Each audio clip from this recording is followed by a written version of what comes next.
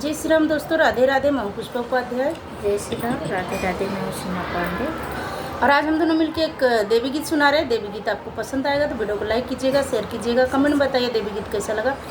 और हमारे channel SP भजन सागर को सब्सक्राइब करें। यही निमिया की छैया ए मैया तनी आई के बैठी जाओ। यही निमिया की छैया ए मैया तनी आई के बैठी जाओ। यही निमिया की छैया ए मैया तनी आई के बैठी जाओ। यही निमिया की छैया ए मैया तनी आई के बैठी जाओ।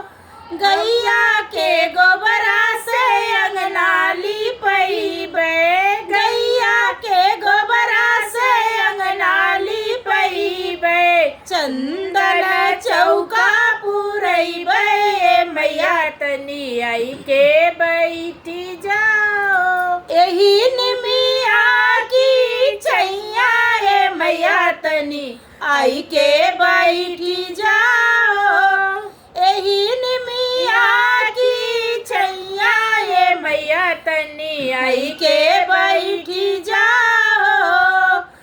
गंगा जमुनवा से जल भरी लऊबे, गंगा जमुनवा से जल भरी लऊबे। धीरे धीरे धीरे धीरे पौआ पखरबे मैया तनी आई के बैठी जाओ। धीरे धीरे पौआ पखरबे मैया तनी आई के बैठी जाओ। यही निमिया की छैया ए मैया तनी आई के बैठी जाओ। यही निमिया की छैया ए मैया तनी आई के बैठी जाओ।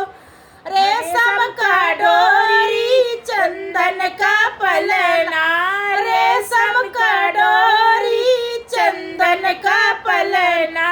धीरे धीरे धीरे धीरे तोहके डोलैबे मैया तनी आई के बैठी जाओ। धीरे धीरे तोहके झूलैबे मैया तनी आई के बैठी जाओ।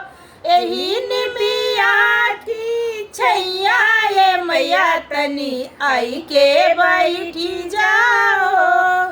यही निमिया की छैया ए मैया तनी आई के बैठी जाओ।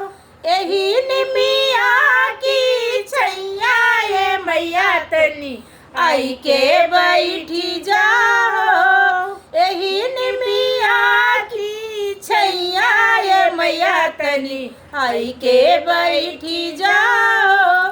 जय माता दी। जय माता दी।